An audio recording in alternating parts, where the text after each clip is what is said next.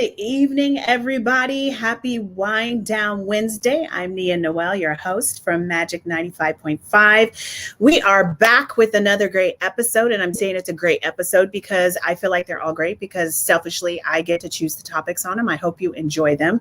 But today, I would love to welcome an owner of a local store called Stems and Stone, Miss Reese. Welcome to the show today. Hey, how you guys doing? Wonderful. I'm so excited to have you here.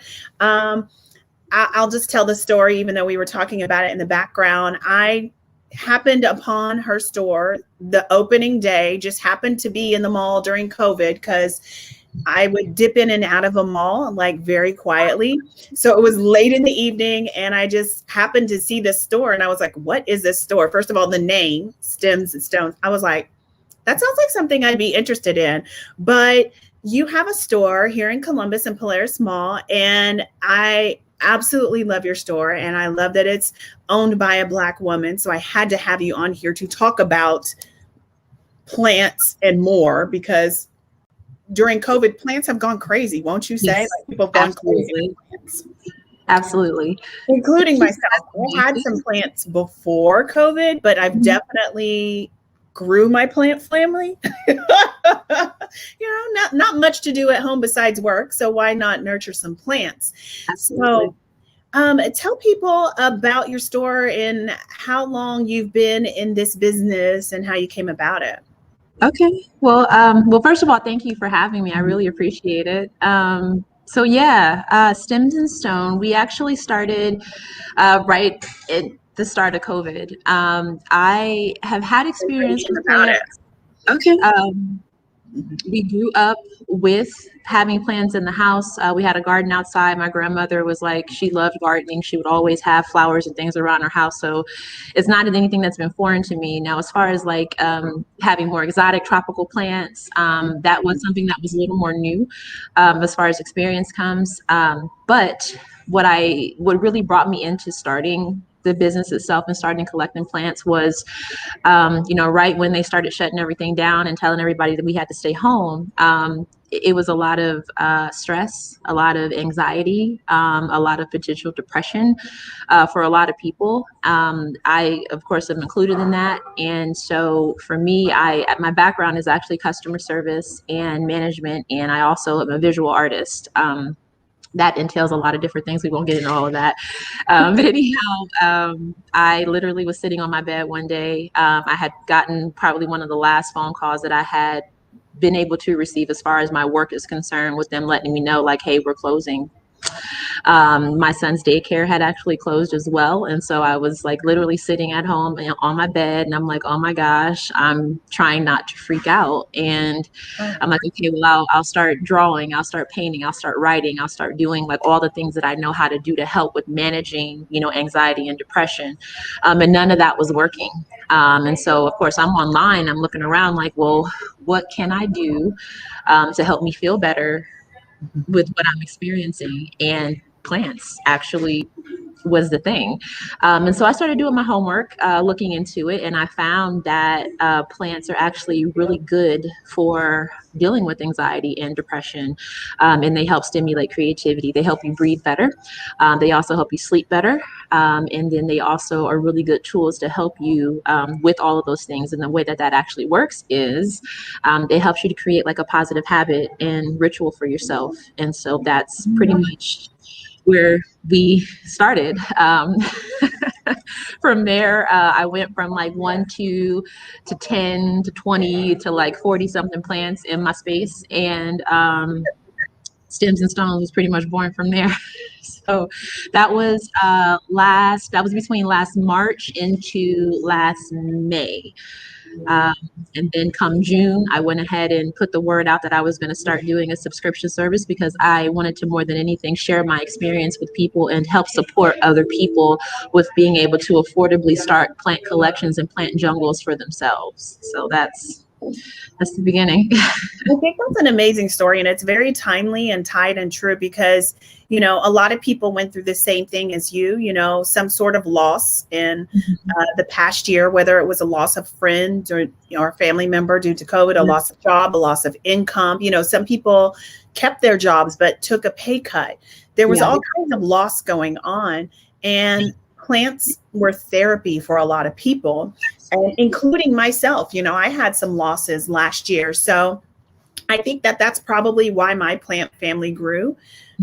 Something to do, something to occupy my mind. I, like you, grew up with a family that had plants. My grandmothers had gardens. I'd spend summers with them and help them grow their gardens, and they'd give me a little corner for my stuff. So definitely plants are life. And they breathe life into your life. So I think it's very timely that we're still talking about this as the world is opening up, still needing them, even though we're not necessarily trapped at home because of COVID, but you still need that routine that you were talking about, the thing to nurture, the thing to care for. So I still think it's very timely that we are here together talking about our plant. I call myself a plant mom, being a plant mom. Mamas and daddies all over the world. Yes, yes. So I grabbed a couple of my plants. Now, guys, you can leave a comment here, and we will see them. If you have a question about a plant or something like that you're seeing, drop a comment in there, and Reese or maybe myself, if I know, we're going to answer and let you guys know. But I grabbed a couple of my favorite plants and plants that I also think might be decent for starter plants. You might tell me I'm wrong, but I've had success with some of these. Now, this one. Yes. It's a small one. We were talking about, a lot of people like big plants, but I kind of have an affinity for smaller plants. I have a couple large ones, but I like to get them small and watch them grow. This thing was super tiny. I've got all these new shoots. This is a ZZ plant. I love a ZZ. And I know it's very popular, right? It is very popular. It's actually one of those plants that I have an interesting story behind that one, actually. It's the one that's like if you abuse it, it's just going to come right on back. I don't recommend abusing your plants, but like if you happen to accidentally like mistreat or mishandle your plant, it's definitely one that will grow back for you. I actually had to move twice last year, and the ZZ was one that I thought it had died on me, and I'm sitting there staring at my pot like, I really like that one. And so I left the pot and I kept it in the sun and I watered it. And the next thing you knew, I had 2 shoots coming right up out of it, and I still have it. And so that's one that like it'll take a beating and keep kicking. Yeah. And this is one that's easy to propagate too. If you have one, you know, and you want to like give your mom a plant or a friend a plant, you can grow easily and propagate. A lot of these newer shoots that I have in my ZZ came from a little leaf propagation, but I guess you probably would too. I highly recommend, if you are interested in plants, get you a ZZ plant. Oh my gosh. I love it. They can handle like medium and low light too. Like I know a lot of people are like, I have it down in my basement. I'm like, well, it's going to grow slower if it has low light, which we could talk about low light plants in a minute, but it's definitely one of those that can handle it. Yeah, actually this particular ZZ, I have 2 ZZs. No, 3. Okay.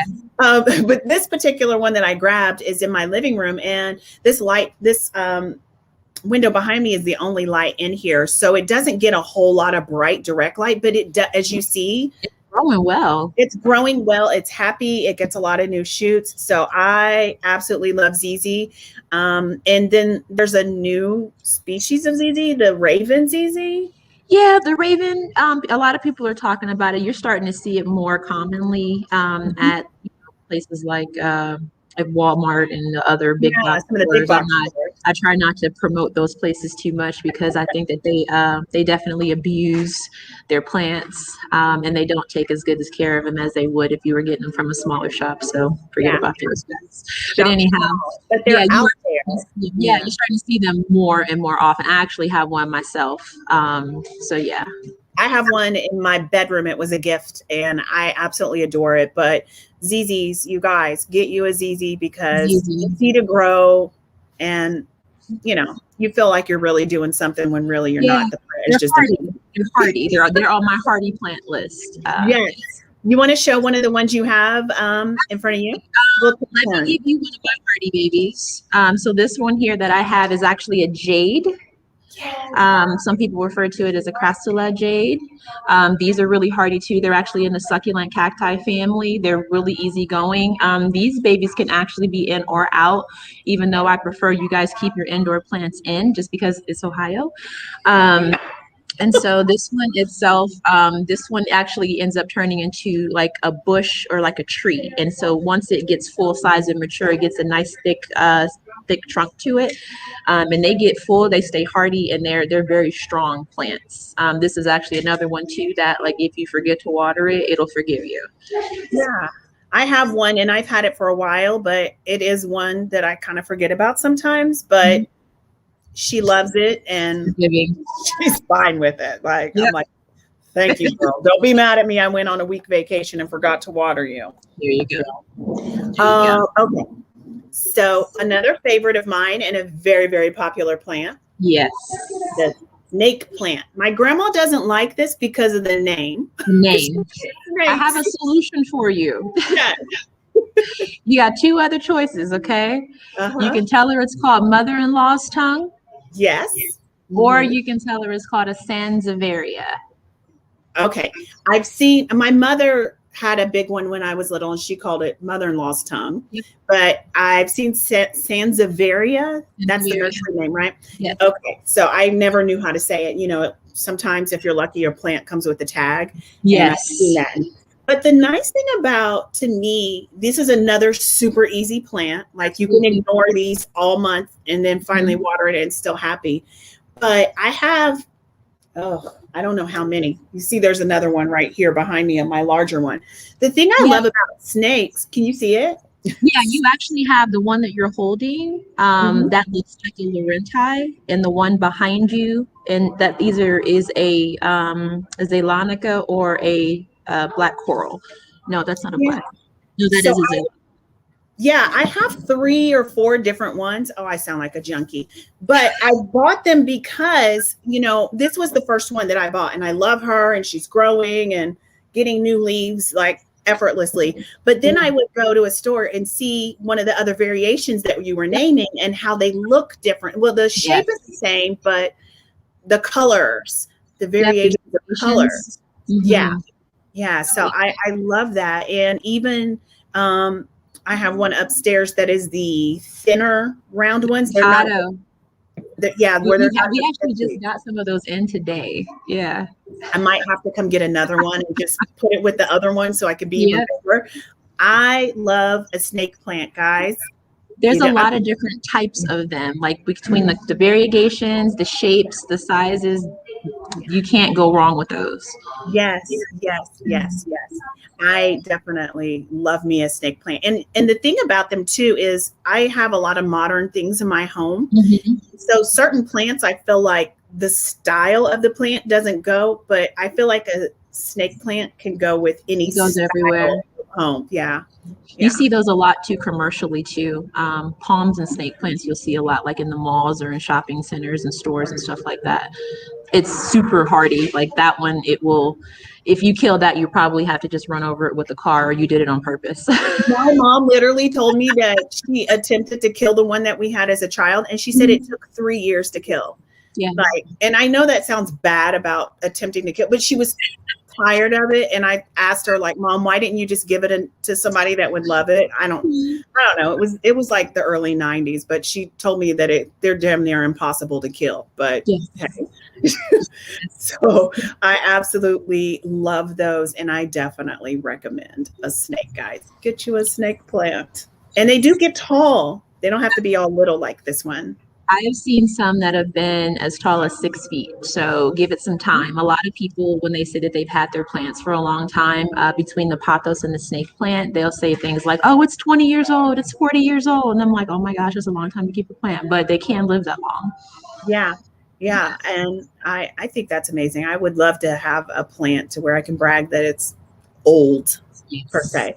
Oh, and the other thing about the snake plants, I keep pointing and it's over here. They're easy to propagate. It's very, very easy. I've been told you just snip it and put it in water and it'll. Yeah, you want to get a nice size of it. I'm propagating a piece of mine in the leca, which is the clay. It has a lot of nutrients in it. So I have it literally in a glass and I have it down inside of it with water. You know, when water goes down, I just add more to it and it's in the sun. So hopefully it'll sprout some roots soon. It does take a while though, to get roots to sprout out of the snake plant though. So just be patient with it. Don't think that it's not working. You just got to give it some time. Well, that's one thing I think we can all learn about plants is the patience. Absolutely. Not thinking that you're going to buy a little one and it's going to be big in 5 months or whatnot, you know? Which one do you want to show next? Let me show you guys okay, so this one's a really popular one. Let me do this one next. So this one, we get a lot of requests for, the money tree. Yes. This is one that, you know, we try to get this in as often as possible and keep it in stock when we can. This is actually, hold on one sec. That's the wrong caption, guys. It's the money plant tree. We got too many different plants. Like, yeah. Yep. The money tree. Sorry about that. I don't think I gave you guys that one. I apologize. There we go. That's okay. Yes, the money tree is a really popular one. Some people do feel like it's a little on the fickle side, but I think that once you get a nice spot for your money tree, leave it where it is. They like medium to bright indirect light. I like to spray mine. And so one thing that a lot of people they deal with theirs is a lot of times that braided trunk. They get a little nervous about it. But like I said, keeping the soil not wet but not extraordinarily dry, because a lot of times I think we think the plant needs water and it actually doesn't need as much water as we think. So that spray bottle comes in handy a lot as long as you're using clean and distilled water. Some people might say, no, don't spray your plants. I'm a firm believer in spraying. All of my plants in the store, we often spritz and spray and they stay so happy, because if you think about it, a lot of these plants are indigenous to the jungle, and so they're in tropical environments where it's humid and there's often a lot of moisture in the air, and so they're getting rained on constantly. So I don't see why spritzing wouldn't be a good idea. Yeah, I totally agree with that. You know, we forget that these plants come from natural environments. So often when I fall in love with a plant, even if I buy it, I'm bringing it home and I'm going to research about the environment that it came from. And try to give it some of the gems of that, you know, if it's from Africa or the desert, or, you know, that you don't need to water it as much. It's not necessarily a plant that wants to be sucking up water all the time. Exactly. But, a plant that likes to suck up water. Let's talk about good segue, right? Can you tell I like bright plants? You got a neon pothos. Yes. I love this plant. And that's one of my favorites. It was half the size when I got it, but I still have her in her nursery pot. I just plop her down in there. Absolutely, that's a really good idea to do. Yeah, I do that because it's easier to bottom water. I like to bottom water my plants. Mm-hmm. But I love this pothos. Another plant that comes in different colors, different striations and stuff like that. But this, I have other pothos, but I think this is my favorite one. But I think this is a really, when people like, oh, what plant should I buy? What's easy? To me, I tell everybody either a snake, ZZ, or pothos. Like for me, those are the three that. Yeah. You've got two of the three that we usually give in our jungle starter pack when you first get them. So you're on point. I'm right on point. Yeah. This thing is so easy, and now it does require a little bit more water, in my opinion, than like some of the other ones, but they drink fast, and I just love these. And you know, people like the viney look. You know, these can get viney, or you can contain them and keep clipping them back. So you guys get to a pothos. Like the pothos is definitely one of those. It's a plant that keeps on giving, and it's usually the one that I tell people, like, I've never had a plant before. I'm like, get a pothos. And the reason why I tell people that is because that, like the peace lily, it talks to you. So if you have that plant in your house and you notice that it is starting to droop, that means it's time for some water. And I promise you, as soon, it doesn't move as fast as the peace lily does, but as soon as you give that thing some water and put it in the sun, it raises right back up again. And like you said, once it does start to vine out, it's definitely one of those that you can trim it. You got to trim it the right spot though. You can trim it and then start it over again. That's the plant I say. It's the one that everybody's auntie, mama, grandma, cousin, everybody has this plant. You usually see it green with the gold spots on it, which is the golden. Or you can see it green with the white variegation on it, which is the marble queen. Or you'll see it a solid dark green, which is the jade. And then of course you have this one, which is the neon. And so you have some options. Yeah, so I love this. Love plants. So easy to grow. This is another one, if you kill it, honey, what did you do? Like, yes. Oh, there's another one too. The silver satin pothos. It actually has silver. You have one of those? Yeah. I wish I could grab it. Maybe I'll grab it in a second. But I just got it and I had to hunt it down like the Hunger Games because they're a little harder to find. We get them every now and again. Once we kind of get past this dip, I'm pretty sure you'll start seeing them more. Yeah. So when you get them, do they sell really quick? Yes, they do. Yes, they do. Yeah. I love it. And I'm just, these plants, they're so amazing. And so easy to grow. I say that about everyone, right? It's amazing. I love it. What's your next one? We're having like a fun show and tell. Oh yeah, I know. Let me give you guys, because this is one that most people go nuts over. So every Monday people go crazy in the plant world over monsteras. Monstera Monday is usually a thing. So this is, we call this our junior monstera. We get these in a few different sizes. It's also known as a split leaf. A lot of people confuse the Swiss cheese monstera with the split leaf monstera. Very quickly, I'll give you guys this leaf right here. While it's solid like this, it'll eventually start to get holes and split off. Some of the leaves will just maintain the hole. The other ones will go ahead and split off completely. Some of the leaves actually come out split. Okay, so there's two different ways that these leaves work. But that's normal, right? Is that totally normal for that? Mm-hmm. Now, what they get this confused with, I've heard a lot of people come in, they're like, oh, a Swiss cheese. I'm like, that one's not a Swiss cheese. That's a split leaf. Also known as a deliciosia. I don't want to get all technical. I try not to be because not everybody knows about the scientific names of the plants. I know I don't. But the Adansonii is the Swiss cheese monstera, and that one actually has like raindrop shaped leaves with holes all through it. When you see the holes are bigger, right? Yeah, they're long and wide holes, and they don't split off on the edges. They just stay in the center of the leaves, and that is actually the Swiss cheese monstera.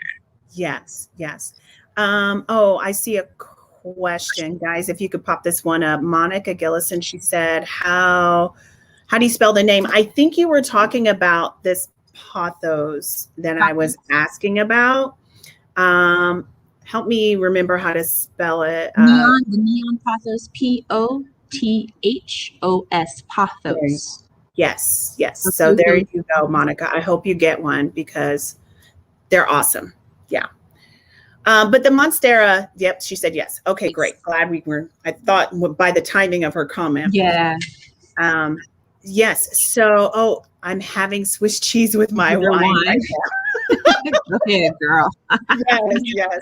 Cheers to you. Yes. But the monstera, I don't own one, but they are so popular. A lot of people love that plant. What's the care like for those? So monsteras are definitely one that you want to give some attention to. I honestly, in my personal opinion, I don't think that they require a lot. If you give them good lighting, they like medium bright to bright indirect light. And when I say bright indirect, I mean like imagine a big bright window with a sheer curtain in front of it. And that's like a consistent, solid light that is diffused, because you know that a lot of times if these plants get hit with direct sunlight, they will it can burn the leaves up. Another thing that I like to do with these guys is I like to keep mine a little clean because they can't collect dust because the leaves are so broad, but you can always spray them down. If you have a plant cleaner, you can use that. Misting them definitely helps. And don't get confused when you start to see, I I don't have any popping out on this one, but a lot of times the nodes will start to shoot out from the bottom of the plant, and a lot of people think that the plant is outgrowing the pot. Seeing nodes on monsteras are actually natural because in the wild they actually use those to cling to and climb up trees. Yeah. One of the biggest things that you will notice with monsteras is that once they get so large, they will literally start to spread open. And so a lot of people end up sticking moss poles in the center of them and kind of binding them up into it so they continue to grow upright. Otherwise, they will spread. Yeah. I think maybe I'm eventually going to get one. That's one of those plants where I'm like, I'm going to do it. I just haven't pulled that trigger yet. Okay. They're good. They're fun. Right. This is definitely a conversation piece at my house. When people come over and they see this. This is the Chinese money plant. Yes. Now, I've read that these aren't as easy as some of the other plants that I've shown, but I've had good success with this plant. Then you're good. You can probably handle any plant if you can take care of that one. Oh, can I? Oh, okay. That's good to know. Yeah.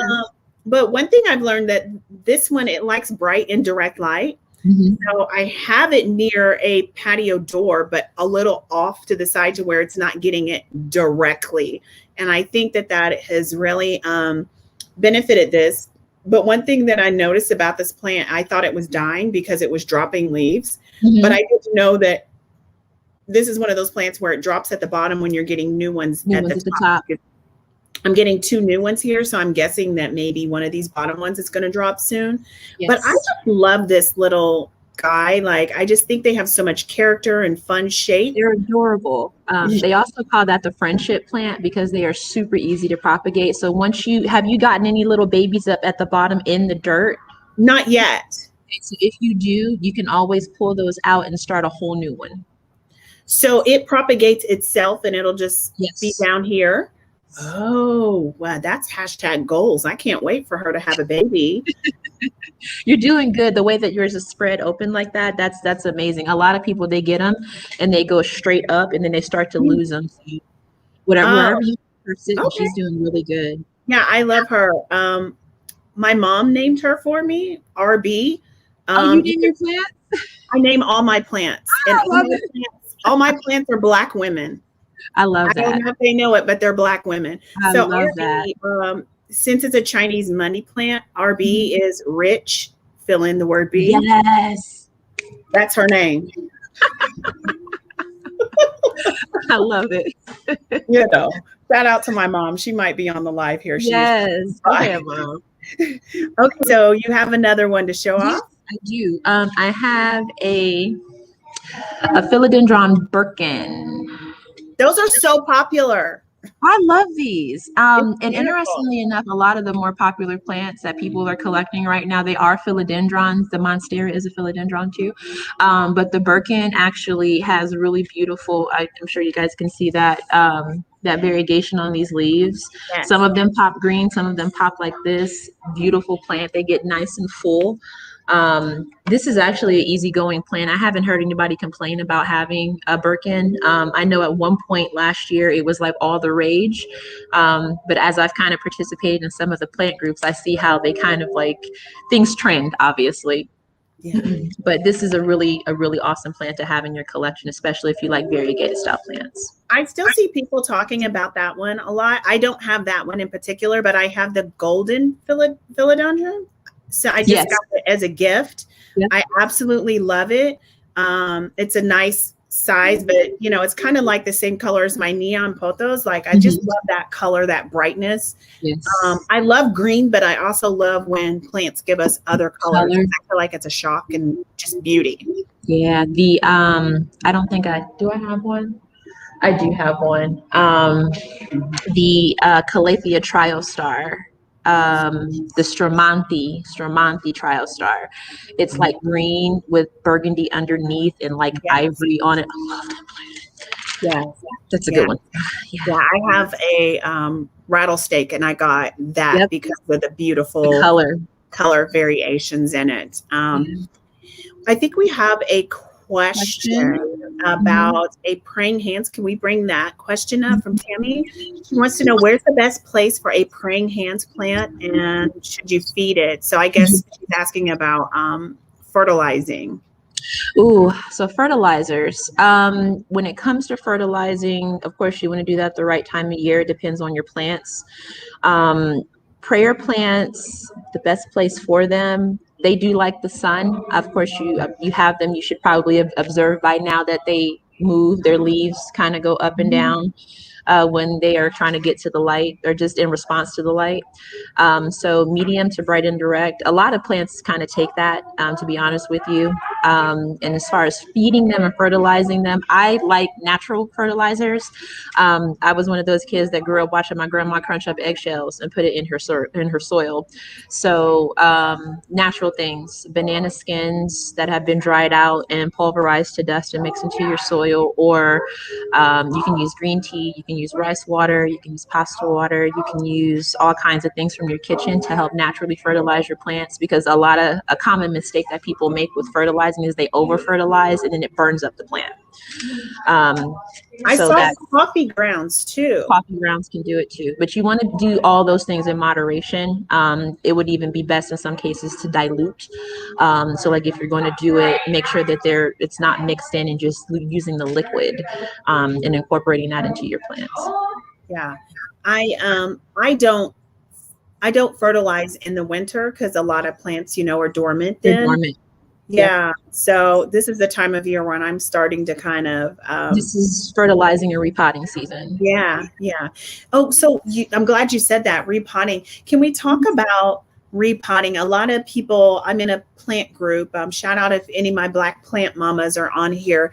But can we talk about repotting? A lot of people feel like they have to repot right away. Obviously, you see from my photos how I still have it down in here. Yeah. I'm not that person. And actually my Chinese money plant, it's down. It's still in there. Yeah. So I'm not one to repot right away. What is your advice for when is it time to repot from the nursery pots? Okay. So I'm going to give a disclosure. I'm a little bit of a rebel when it comes to taking care of plants. Because I know there are some people that they are, horticulturalists and botanists and like diehard plant people, and I love you all. My take and my philosophy on plants is really about like observation and mindfulness and just paying attention to your plant and understanding like your environment. I can go on for days about that, so I'll try to keep that pretty short. But when it comes to repotting, to answer your question, most nursery plants, most plants, when you get them, they come in the nursery pot and they can usually last anywhere from 1 to 2 months, sometimes more. The thing you want to remember about having plants in the nursery pot is that eventually the plant is going to suck up the nutrients in the soil that is inside of that pot. And so you do eventually want to make the transition. The second thing you probably want to keep in mind is that you want to make sure that you're using the right kind of soil for your plants. You have no idea how many people I get. They're like, oh, I had one of those. I repotted it and it died. And it's like, well, it wasn't you. It definitely wasn't you. Because a lot of people, they're like, I don't have a green thumb. I don't believe in having a green thumb. And so you just have to pay attention. And so aloe vera plants, for example, because that's a popular one that a lot of people say it dies when they repot it. You can't use regular soil for aloe vera plant. A lot of times when you see them, they have a lot of pumice, a lot of perlite, a lot of sand. And that is because they can pretty much take care of themselves by sucking the amount of water that they need out of the soil. But what needs to happen is that water needs to go away. And so if that water sits inside of that pot in, say, a regular potting mix, it's going to drown the plant. And that's why it usually shrivels up or gets mushy and dies out. So just understanding like the needs of your plant. As far as, the conditions that it needs to be in for it to grow and getting the right kind of mixes. Shameless plug, we're getting ready to have our own proprietary blend of soil coming up. Hopefully we'll have that in next month or so. But that is definitely one of the things to keep in mind when you are repotting. Another thing is just understanding that the pot size does make a difference. You can pretty much drown your plant in dirt and water. A lot of people think that they need to put their plant in a much bigger pot to let the plant grow into it. I think that you should keep your plants in a pot. I'm getting tongue-tied. Your plants in a pot that is around the size that it is, and let it outgrow the pot, and then upgrade your size, and then let it continue to outgrow and then upgrade from there. A common question that I get is, how often should you repot? If you're not potting every year, you need to be repotting whenever you start to see too much growth of your roots at the bottom. And to test that out, you pretty much just have to slide your plant out of the pot. I'm about to get messy here, but you need to literally lift your plant up out of the pot and see how the roots are looking at the bottom of it, so that you can see, just to make sure it's not spinning out at the bottom. Or you can get, I cannot think of the name of that term for it, but it's basically when it gets root bound. Root bound, yeah. Because that can kill your plant too. Yeah, a girlfriend of mine had a pothos, and hers got root bound, and it was actually growing out of the bottom. And I was like, oh my gosh. So she repotted, but she ended up having to snip a couple of the roots because she couldn't get it through out of the pot. But the plant, it survived, it did well. It's just, outgrowing them. But also for me, you talk about getting a pot that's too big. I try to only go maybe 2 inches bigger than what it was before. Yep. So it has a little bit of room to get bigger. But yeah, I agree. Yeah, I absolutely love it. And can you talk about what your preference is for watering? I like to bottom water. I find it's better for me. I've moved into bottom watering a lot of plants. It helps with gnats. It also helps with you just making sure that they're getting what they need.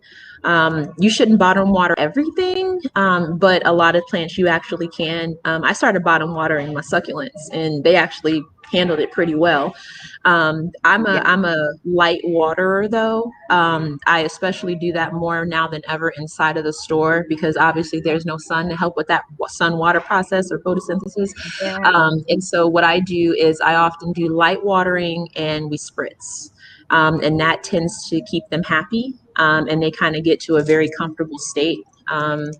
Now, of course, one of the big things to always keep in mind is your environment. So you have to pay attention to what your house is like when you have plants. So just knowing how much light you have, what the humidity. Are you one of those people that likes to sleep with the window open and the AC on, or a fan blowing? Do you like it warm? Do you like it cold? And so understanding those things will help you too, because you can go to water your plant and your house is super duper humid, and then you end up rotting your plant out, which I actually accidentally did that with one of my monsteras not too long ago. And so just keeping those things in mind when you're watering is really important. So a lot of people tend to overwater. Please stop. I call it over loving your plant. And just keep in mind too, I think a lot of people think overwatering is when you douse the plant. You can't overwater that way. As a matter of fact, a lot of plants prefer that you completely saturate them and then let it drain. Wow. But that's why having pots with holes at the bottom is important, or having a plant that you have outside of a pot like you do with your nursery pot. Water that completely, let it drain out, and then put it back in the pot. But those are big factors. The thing that causes overwatering though is if you water it on Tuesday, and then again on Saturday, and again on Monday, and then again on Wednesday, and then you wonder why it's kind of cooling over a little bit. So yeah, that's a bit much. I try to remind people that plants aren't like us. They don't need 3 meals a day. So, you give them a little bit and then they can survive off of it for a little time. I see we have a question from Vivica. Can we bring out Vivica's question? Oh, goodness. She said help. She needs help. She planted some caladiums. I think that's what she's saying, 4 for 4 in Texas. So she's in a warm environment haven't seen any sprouts, but I planted them directly in ground and some pots. Okay. So I will be honest because I don't like to try to answer questions that I don't really know the answer to. I do not have the most experience with doing outdoor gardening, but I would imagine if you are in Texas, that's one of the hotter zones. You Yep. want to double check your hardiness zone list and make sure that you're not just impatient with your plants. They will grow and sprout around certain times of the year. So just like fruits and vegetables, certain plants will do what they need to do at certain times of the year. So check your zone and see if you actually started putting them down at the right time. That's totally correct because, we're here in Columbus, Ohio, so our zone is different from Texas. But, when I would plant something is different from the times that you plant in Texas. And that's also talking about how we talked about the environment in your home, the environment outside. So definitely look up your zone and just sometimes what I'll do is I'll Google my zone name and the name of the plant that I have in question. And sometimes you can find information on that, but good luck with your caladiums. I've never grown those. I do outdoor, but I've never grown those. Okay, let's see if we have any more questions. I think we're caught up on questions. So show me a couple of other things because your store name, Stems and Stone. So there's stems. Yes. Let's talk about the other things. We also have stones. So I actually brought a few of my friends over here. If you know anything about stones and crystals, like a lot of people get excited. I can't tell you how many times when we first opened, and even now, when people come and they walk by the store, they're like, "Oh my God, crystals!" And they just come running into the store and squealing and all kinds of great things. It warms my heart. It really does. I get excited over my stones too. But we also carry crystals and stones. A lot of people refer to these as healing stones. I will again be transparent.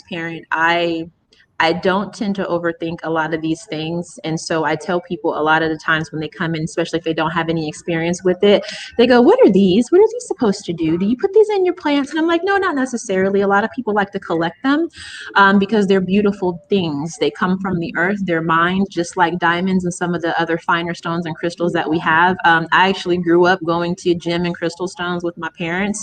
And that was the thing, the beautiful, the emerald jewelry and the peridot and the birthstones. My mom wears like turquoise, like nobody's business. No, topaz. That's her birthstone. Oh yeah. And so we don't necessarily carry like birthstone style crystals and stones, but we do carry what we refer to as like specimen stones. And so you get things like polished tops. This is a piece of unakite.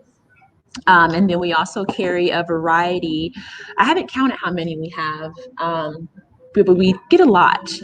But so we have things like tumbled selenite and hematite and pyrite, and also things like rose quartz and aventurine. And so all of these things are in the family of like jaspers, agates, quartzes. And again, all of these things are mined from the earth. They're beautiful things.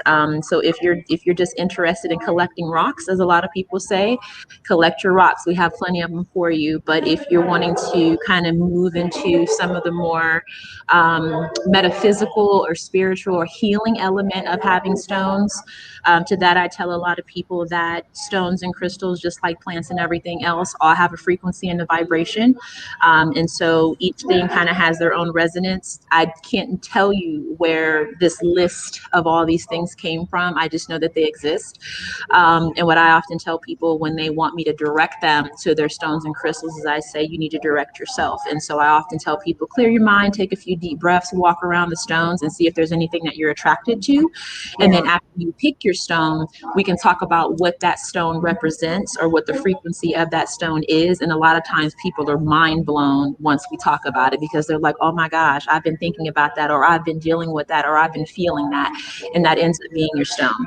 So you hear a lot of times people will say, you know, the stone picked me. Or like, no, you picked the stone. And it's vice versa. And so it all depends. But I keep them everywhere. I keep them in my bra, in my pocket, in my purse, in my bag, in my bedroom. All of my windowsills in my house are lined with stones and crystals. They're really great to have around. I have a couple in my house. I'm not necessarily one that I'm researching what they do or what type of frequency. I'm very much the person like, I think this is a pretty stone. It matches my living room or the energy, or it's my favorite color, whatever is attracting me to it. And I bring it home. But in a couple of the plant groups I'm in too, I see a lot of ladies talk about they put the stone just inside of their like pot, like in the soil here. So some people do practice that. So I think that's amazing if that's what you like to do. I've actually started making dish gardens, and I've been placing stones in the dish gardens. Just be careful, ladies, on the stones that you choose to put inside of your pot, because, say, for example, a piece of selenite and things like fluorite too, they will dissolve in the soil. And so if one is wondering where your pretty stone went, it probably is dissolving, which you don't want to do. So some stones are more porous than others. So just be careful on that. But outside of that, quartzes and jaspers and agates are probably a better idea to sit inside of your plants. That's a good tip. I didn't know that. So I'll have to share that with some of the ladies. So you guys have sage and incense and that stuff as well. We carry a little bit of everything. So when we talk about, plants, our slogan pretty much as it's come to be has been plants for self-care. And self-care is a huge part of what we do here. And so like we talked about, creating positive habits and ritual for yourself, stones and crystals, plants are tools that we carry. So we carry things also like incense. I'm a huge fan of that super hit Nak Champa. It gives me life. I love it. It smells amazing. We also have like Palo Santo. Palo Santo's from South America. Often you find this in Ecuador. That's wood. It's like wood, isn't it? It literally translates into holy wood. This is really good for raising the vibration in your space. Brings a lot of peace and calm, and it smells amazing. That's what I love the smell of that. We also have white sage. We carry this. We keep this in stock as much as we can. We actually have another shipment of it coming. We keep it in the 6 and the 9-inch bundles.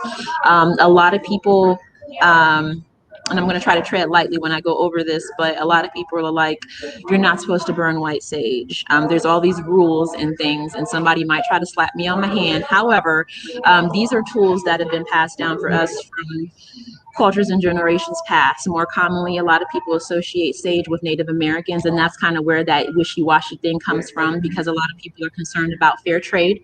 A lot of people are also concerned about appropriation as well. And so if you think about it, I don't want to get too deep and technical, but we were here before Columbus, and we are allowed to use our sage. Thank you very much. So we're going to bless our homes and our spaces and ourselves with this. And to be honest with you, white sage is actually an antimicrobial, so it can help to clear bacteria out of the air. It will do nothing for the Rona, but it is a good thing to have in. That's funny. If you're blessing your space, if you're moving in or out, if you are, it's very ceremonial, so you can use it to bless. It's a great tool to utilize. So I think I mentioned Palo Santo, white sage, incense. We also carry soaps, candles, and then we also have a variety of beauty products. So it's not just about plants. Taking care of you is very important. I didn't want to go into the product yet. Oh, okay. Well, I guess we can. Yeah, we're leaning there. Good. So it really is about taking care of yourself. When I decided to put the store together, it was actually by invitation. I honestly had intention of just keeping up with the subscription service and proceeding forward with that and keeping it online. But when we got the invite to set up the store, I had to interpret the brand into retail space. So I was like, no, we need more. We need the tools. We need the things that we all know how to use. A lot of people get really excited when they come in because they're like, plants and crystals and sage and all. It's like, yeah, all in one place, because you got to get you right. And so that's a big part of what we do here. And so I wanted to make sure that I incorporated all of those things, and the different types of accessories, pots, and all that stuff. So it's kind of a one-stop shop for the natural, earthy plant lovers and plant mamas and daddies. So yeah, well, I mean, I encourage everybody to shop Stems and Stones. If you're in the Columbus metro area, please shop small. I'm not knocking the big stores, because I have shopped at big stores as well, but I love to go at a local store and show love. And a lot of times you get a little bit more attention that you need. Like if you have a question or want to know about how to grow a ZZ or how to grow a pothos, the big stores, you don't necessarily get that information. So visit the stores. Hopefully you are local here and you can visit Stems and Stone. If not, visit one in your area. Find a plant. I was telling a girlfriend the other day, I had bought her a plant and she was frustrated. Like, I'm not a plant mom. I can't do it. And I said, honey, don't give up. Find the right plant that works for you and your lifestyle. Yes. So, you may love a plant and be attracted to a plant. Like, for example, I've killed 2 bird's nest ferns. Yep. I love them, but I have found that plant doesn't fit me. Yep. So my advice for people too is find a plant that fits you and your lifestyle. If you need a low maintenance, low attention plant, look at stuff like the snake, the pothos, the ZZs, that kind of stuff. So don't give up. If you kill a plant, say a prayer, pour one out for your homie, and find another one that could work for you. Yeah. I encourage people often to try out new plants. That's why one of the reasons I also offer the subscription service. That is a great way for you to start getting introduced to a variety of plants. May I address the question on the screen? Yeah, I was just going to say, go ahead. Yeah, so we are located at 1500 Polaris Parkway. We are inside of Polaris Mall. We're on the lower level. We are directly across the way from our friends at the Spice and Tea Exchange, but we are literally next door to Abercrombie, and I could throw one of my stones over at Bath and Body Works, so they're very close.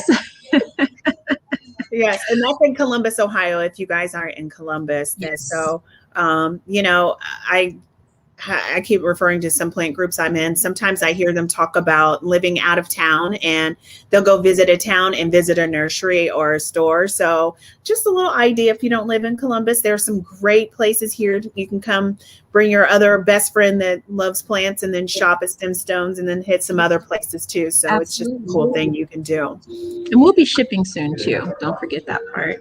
We'll be opening up the online store again eventually. And then of course the subscription service, as we open that up, you'll be able to subscribe and have it shipped to you. So that's an option. So where can people find information about the subscription? What do you call it? The jungle? What would you call it? Yeah, the Jungle Starter. Jungle Starter. I think that's so awesome. Yeah. So the Jungle Starter is actually, the Jungle Starter is online. You can find it at stemsandstone.com. The Jungle Starter actually comes with 3 of our small starter plants. They usually come in about this size pot. And so you'll get 3. Usually your first go around with that will be with something like a pothos plant, a snake plant, and usually a crispy wave or even like a ZZ. So that's why I said you're hitting it on the head with good plants to start with. I try to give you a variety of plants that are on the easy to take care of list. And then we'll eventually kind of inch you into having more of a, different types that might be a little bit more challenging, but not too challenging. Believe me, I won't give you anything that is just going to die when you get it. One of the things that I encourage people to do with the subscription is you can either do the pack, which is a one-time shot, or you can do the subscription, which is a 3-month commitment. You'll end up with 9 plants altogether, and it's a really easy and affordable way for you to start to build your jungle, your indoor jungle. We didn't note it, but the next one that we have is the plant parent. And that one is when you usually get, like a money tree or something like that. And I always give goodies whenever I send these guys out. So you'll end up with like a crystal or a piece of sage or Palo Santo sticks or a little baby plant of some sort. So I try to spoil you guys a lot when you subscribe. So hopefully you guys will take advantage and get some exposure to some new plants and try some new things. Yeah, so you guys, visit her online or visit her in store if you're in the area. And also, one thing that you told me, I don't know if you're still doing this because COVID, but you're going to have classes in your store? We have continued with our classes, actually, despite dealing with COVID, we have been doing a limit of 10 people in a class at a time. Where I'm sitting right now is actually at the center of the store, and we have like 2 7-foot, they're almost 8-foot tables in the center. What we do is we actually expand the tables and we have seating all around so that you can have some room to wiggle. We encourage people doing it in groups. So if you have a group that you would like to have a class, we do paint and pot. We're getting ready to set up for a fine art paint and sip. And so you will be able to bring some wine or your favorite beverage and do some fine art. We're going to be actually working with FDZ Graffiti, Miss Felicia Dunson of Columbus, Ohio. She's one of the dopest visual artists. So she will be joining us. We have Jane Gardner, who is our essential oil and crystal specialist. Shout out to her. She does classes on Thursdays. And then we also have like things like macrame and other fun things. So I really encourage you guys to come out. So if you are feeling good, feeling your best, if you've got your vaccinations, or even if you haven't, that's your choice. Make sure you wear your mask, and then we'll be out celebrating plants and taking care of ourselves. So. Well, Reese, I really appreciate you hopping on here. I know you're like in your store and there's customers and stuff. So thank you so much for taking time to come talk with me about plants. It's one of my favorite topics as of late. Yes. And I'll be in the store, so I'll make sure that you know it's me this time. You guys didn't know before we started the live. She was like, I didn't know you were in there. And I was like, well, I had on a mask. Right. Me. I was dipping in and dipping out. So I appreciate you. Yeah, next time I'm in, I'll make sure you know it's me. But thank you so much for stopping in. Give everybody your store name and website again so they can be able to check you out. We are stemsandstone.com. Stems is plural, so STEMS, and stone singular, so stemsandstone.com. You can find us on Instagram at Stems and Stone. You can also find us on Facebook at Stems and Stone. And of course, like I said, we're here at 1500 Polaris Parkway inside of the mall on the lower level across from Bath and Body Works. I hope to see you guys soon. I look forward to meeting you and greeting you and showing you some of our varieties and supporting you on your plant and self-care journey. Thank you so much. I'll see you soon, girl. And thank you to everybody, all the questions and comments. We really appreciate you guys interacting with us. We'll be back with another Wind Down Wednesday week after next. We do it every other week. So week after next, I don't know what date that is because I don't have a calendar in front of me, but pull it up on your phone.